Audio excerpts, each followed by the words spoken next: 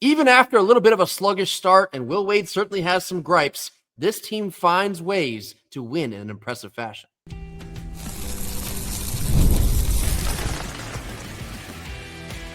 You are Locked On Wolfpack, your daily podcast on the NC State Wolfpack, part of the Locked On Podcast Network, your team every day.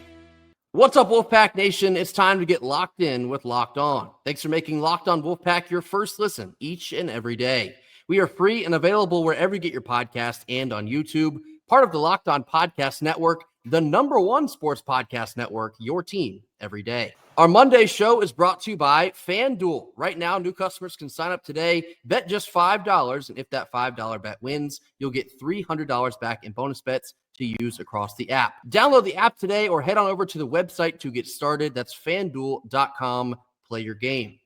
Happy Monday to all. As always, I'm Grayson Boone, joined by former Wolfpack defensive tackle Kenton Gibbs. Kenton, Will Wade's basketball bunch is now 2-0. They had a Friday night contest with the UAB Blazers. We spoke about the head coach betraying the Wolfpack in years past, but a 94-70 victory in the Lenny. It got off to a bit of a slow shooting start there in the first half, but to still win by 24 points. There's something to be said about a team that plays what is relatively a bad game and still has a win as comfortable as that one. I think that's how you know you're starting to scratch the surface of something special. Oh no, Grayson. Such a horrible performance that only ended in a 24-point win. Oh, how will we ever get by, Grayson? He said this was a mid to lower level ACC team. And we all know the expectation has been around here to beat mid-level ACC teams by 24, right? Oh no, it hasn't been that. So, there's obviously things to work on. Will Wade will want this team to not only shoot better, but to play better when your shot is not falling, because there were times where it seemed like the defense was a little bit out of it when their shot wasn't falling. However, this team, it's hard to critique how they played through these first couple games. It is really hard to say anything other than Will Wade is putting belt to behind, foot in behinds as well, because this team, when it starts to click, they're off to the races. And even when it's not clicking, I believe they have, an 8-point lead or so going into halftime, despite those struggles. So this is not a team to be trifled with. This is not a team to be played with or messed with, because we all remember there was a time in the not-so-distant past where if we did not shoot well or we played the way we played, there was no, this is going to get better. It was just, yep, another one of those 12% shooting nights. Another one of those 20% from three nights. Another one of those 26% from three nights. And you just had to live with it. I believe our worst performance was 11 or 9% from deep last year. It was tough. Gross.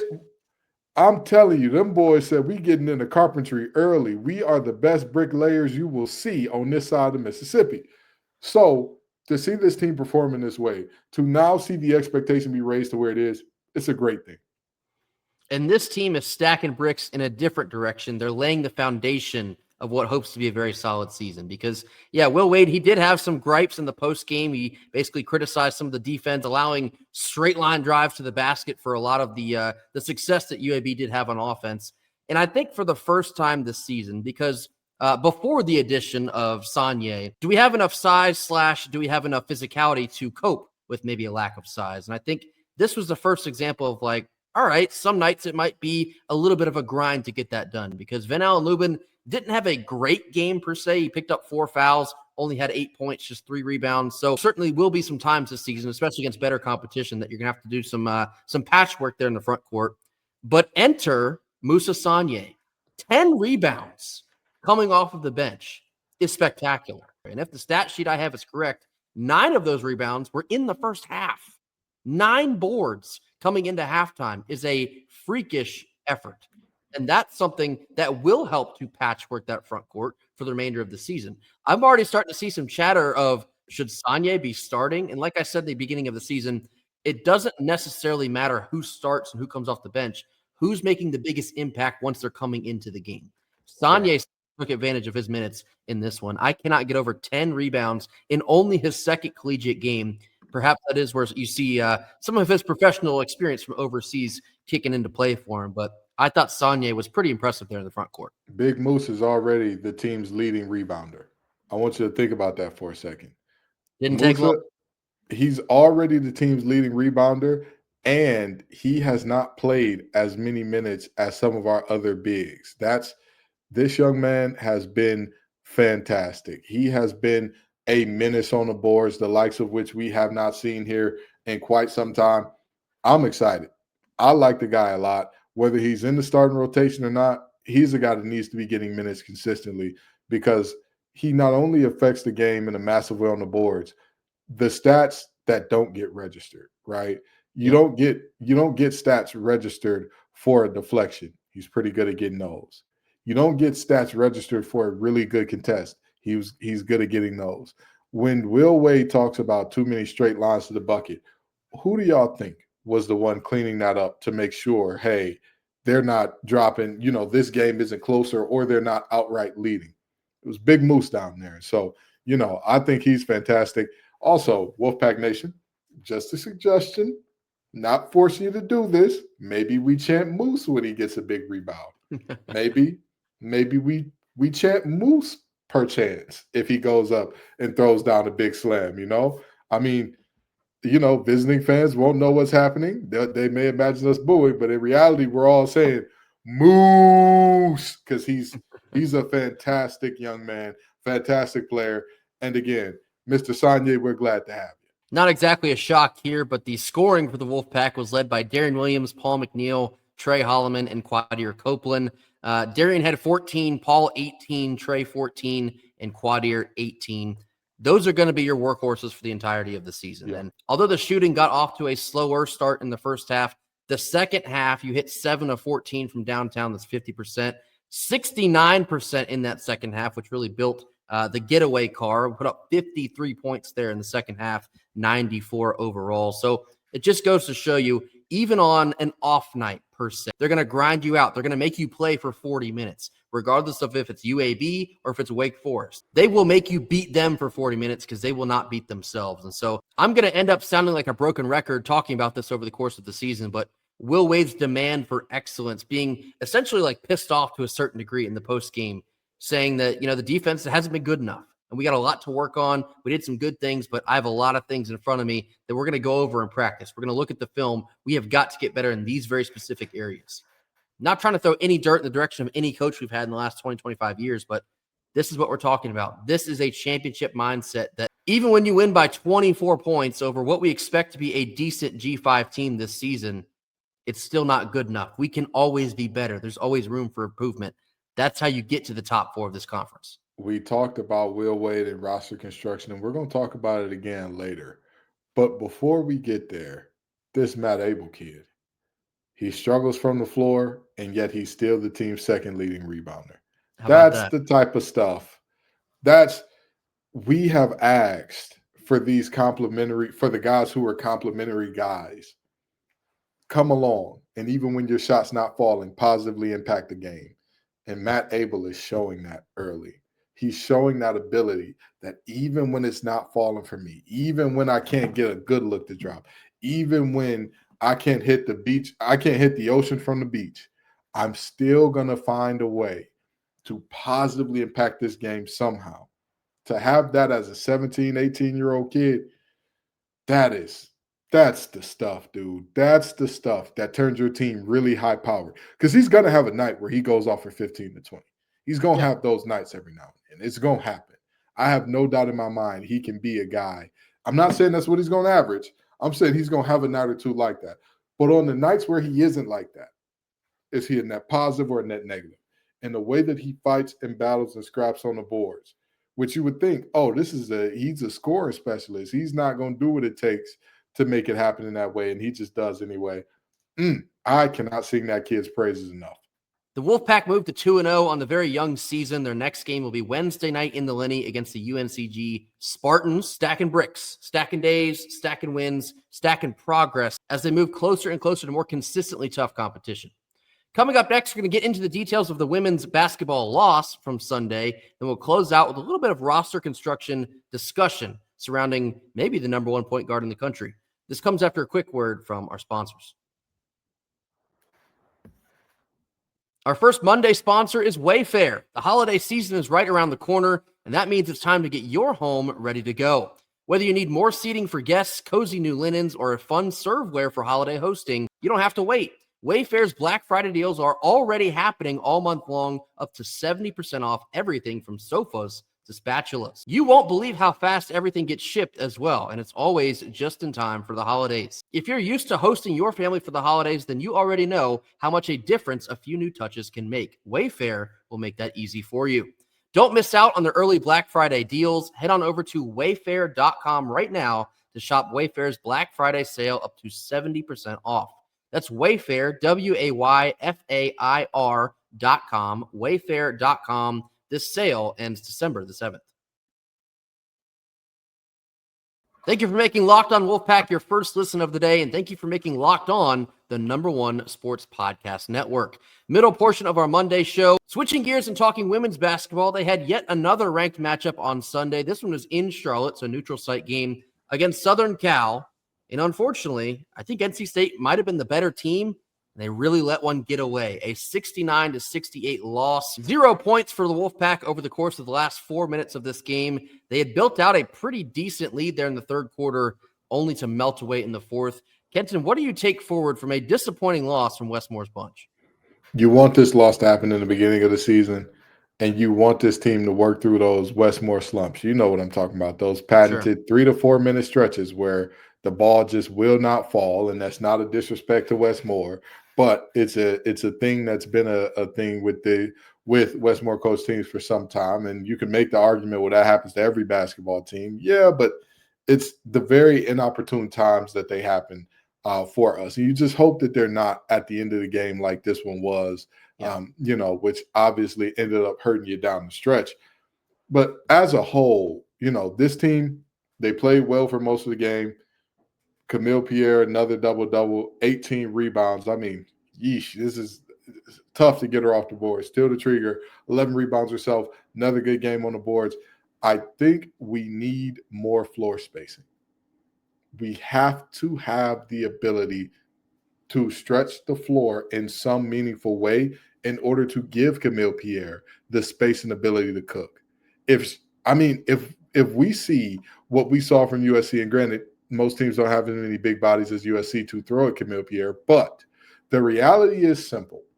If you continue to shoot as poorly as we have so far this season in terms of the women's basketball team, you're looking at 27% from deep so far this year. Why would teams do anything but say, you know what, we could play a slightly modified version of the pack line defense and we'll be okay. We'll keep Zoe Brooks out of the paint. We'll keep Camille Pierre off her square because we're always going to have two people every time she touches the ball, every time she looks up. And we'll live if Zam can beat us from deep. We'll live if Tilda can beat us from deep. We'll live if Quigley and company can beat us from deep. So far this season, although there was an excellent, and, make no bones about it, excellent win against Tennessee, in neither game have we shown the ability to hit the three ball at a high clip. And the reality is, although I think this team is going to be an inside-out team, a team that starts from attacking the rim, getting downhill, getting it to your bigs inside, there has to be an out feature to it, or else everybody just focuses on the inside, and it makes it exponentially more difficult to get your shots off. It makes it exponentially more difficult to, do what you need to do. I think Maine is going to be a little bit of a get-right game, but you've also got TCU lurking. You've got Olivia Miles right around that corner, a TCU team that you may owe a little something. You may need to give them a little bit of a receipt from last year, but you won't be able to do that most likely if we continue to struggle from deep in such a meaningful way. Yeah, I'm definitely piggybacking on top of that too. I think there's just times where they're almost asking too much of Zoe Brooks, which is kind of a weird sentence because she can do literally everything. But in this game in particular, especially when Zam Jones gets into that early foul trouble, you take away a very significant helping hand. And it's like, all right, Zoe, you and Camille are just going to have to figure this thing out. And that's kind of what the game plan was. And to their credit, it was actually working for roughly 3/4 of this game until it wasn't. And then they kind of melted away there in the fourth. But the turnover discrepancy in this one was also a glaring deficiency in my eyes. 18 turnovers for NC State, to only just 7 for Southern Cal. And when you lose by 1 point, it's fairly obvious where you could have been better in that sense. But also touching back to what Kenta was saying here, 5 of 19 from deep, only just 26% from beyond the perimeter. This was also another game where he smoked a lot of layups. Camille Pierre, although she did have a double-double, just 4 of 16 from the field. It's just one of those games which weirdly does happen somewhat often to Westmore teams. They just go extremely cold, and I mean like Arctic cold for like 4 to 5 minutes, and at times that will cost them a game such as this one. So turnovers were really bad there in the second half. Couldn't get a bucket, couldn't get a defensive stop. It's just a bad recipe to give away a game that you thought you should have had in hand. At one point there in the third, heading into the fourth quarter, they had like a 9 or 10 point lead. So to watch that get salted away, it's a tough loss. But I think Kenton said something extremely beneficial here. You'd rather learn the hard way now. You'd much rather lose this game in early November against a ranked opponent at a neutral site than lose this type of game to like Wake Forest in February. That'd be far, far worse. So we've said it already for the early stages of this team, and it most certainly applies again now. You're watching them work through the kinks. You're watching them learn on the fly. And there's going to be games later in the season where the struggles in this particular game are going to be beneficial down the road. It almost helps to kind of get the ick out now, if that makes sense. You never want to lose a game like this, especially against a ranked opponent. You probably were the better team, and you let that get away. So that will definitely sting, but the lessons learned here, the growth factor from this game, it's going to prove to be beneficial. This NC State team is a good team. They're going to win a lot of basketball games. So don't be discouraged by the way this one ended, because Camille Pierre, she is a walking double-double. 10 points and 18 boards is insane. Just imagine if she converted like half of the bunnies that she missed. She probably finishes with like 20. Or just one more. You might have won the basketball game. But like half of those, she probably finishes with like 20 and 18. That's insanity. The short range shooting most definitely needs to be cleaned up. The turnovers needs to get cleaned up. The foul trouble at times, whether it was Zam Jones in this game in particular. You certainly want to keep Camille and Tilda Trieger out of foul trouble as well, as they've proven extremely valuable so far. But it's a tough loss. It certainly stings, but this team is only going to grow and get better as the season goes on. So I think there will end up being more good from this loss than bad. Yep, couldn't agree with you more. Westmore is not going to allow a negative 11 turnover margin to stand. Not on Westmore's teams. That's just not, and even with that, you still win the fast break points battle. Even with that, you still dominate on the boards. There's a lot of good here. There's a lot of good.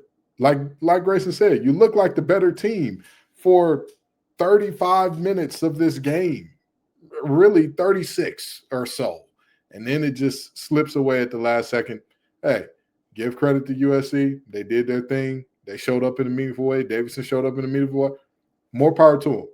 But going forward, you can't have this happen on the regular. You can't have some of these things be a regular habit. The next game for the women's team will be Tuesday evening in Reynolds Coliseum against the Maine Black Bears. As Kenton was saying, that definitely is an opportunity for some get right moving forward. Coming up next, we're going to close out our Monday episode with a discussion about roster building, as this kind of came out over the weekend about a specific recruit that was visiting Will Wade. This comes after a quick word from our sponsors. Our second Monday sponsor is FanDuel. The NBA is back, and there's no better place to get in on the action than with FanDuel, the official sports betting partner of the NBA. Even if you miss the start of the game, you want to ride a hot hand, FanDuel has live bets on everything from who will score the next bucket to each and every fourth quarter comeback. Plus, you can even combine your live bets into a same-game parlay for a shot at a bigger payout. It keeps every game exciting, and especially when your team's the one making the late push. Right now, FanDuel's giving new customers $300 back in bonus bets when your first $5 bet wins. So head on over to FanDuel.com to sign up and play your game with FanDuel, the official sports betting partner of the NBA. Last couple minutes of our Monday show, I want to have a little bit of a quick discussion here. Now, as we all know, Deron Rippey, the number 1 point guard in the 2026 class, was in attendance over the weekend at the Friday night game, visiting Will Wade and the NC State Wolfpack. There was a tweet, actually a couple of tweets that came out. The first one that kind of sparked this discussion came from Wolfpack Stats, and it brought up the question of essentially, if it came down to it, if you had to essentially choose between a top point guard in the country / like recruit, basically, if it came down to recruiting a one and done player, which is going to command a decent chunk of change, Or do you save that money and attack the portal more heavily when the time comes? What do you choose? So, Kenton, I want to open this up to you first. If hypothetically, purely hypothetical, because we'll discuss why, if it came down to a one-done type player or going aggressive in the portal, how would you build your roster? Go aggressive in the portal, and I don't really think twice about that. Let me tell you why. What do the last two national championship teams have in common? A lot of experience. A lot of experience. But you know what else they have in common? Their leading scorers were both transfers. Probably seniors too. Go beyond that. Their leading rebounders, it time after time again, if you look through, the numbers always bear out the picture. And the picture that's laid before us is fairly clear. With all due respect, you need a balance of both. So you need both, right? Because you need some homegrown guys who know the culture, who set the culture, and you also need a potential showstopper or two out of the portal that'll, put on those dazzling nights for you. But the reality is you cannot survive in today's game unless your hit rate is ridiculous, where everybody you bring in, not only are they great, they're also staying. You get great, you get staying, and then you'll be okay. But the reality is, we've heard Will Wade talk about it. He said he wants one showstopper, one developmental guy in every class and keep it rolling. The reason that he wants that is because it's clear. The way that college basketball has gone, you cannot. Building through solely high school recruiting has gone the way of the buffalo, ladies and gentlemen. It's gone. And it ain't coming back. My take is this, even though I already gave you the ultimatum of one or the other, I don't think it is one or the other. And I think the way that Wade and Slater and the rest of the staff has built out their strategy in the offseason, yes, they're going to go after some of the top high school level names. We know that to be true, but they're never going to put themselves in a bad situation in doing it. We've already seen on multiple different occasions in just a span of a couple months, they will not overpay for anyone. They won't do it. They have a standard laid down. They have a blueprint ready to go, and they will not come back off of that. And so while, of course, we don't know the numbers of what just hypothetically Deron Rippey would want to come to NC State or any other recruit to come to NC State, we don't have those numbers. I can't fathom a world where NC State would recruit him as hard as they currently are, knowing that it will come with a price tag, that it's going to put them in a bad spot. They can't also go out in the portal. We know that Wade's going to be a fundraising machine here at NC State. And so perhaps the number that they were working with this year, it might not be what they're working with next year. When you get more of the fan base bought in, if you succeed in year one, you might have a little more cheddar to play with. So I just don't see this as an ultimatum type deal. I think you can find ways to do both. And of course, that's where Andrew Slater and Patrick Stacey come into play. That's why they're here. That's why you brought them here, to be more creative than any other program in the country. So my point here is this. I trust them. I trust Wade. I trust Slater. I trust Patrick Stacey. They've earned my trust over the course of just one off season. If they want 3 one-and-dones, okay, let's do it. Let's make this happen. I trust y'all that you're going to hit that right. If you want to go portal heavy, all right, let's do that too.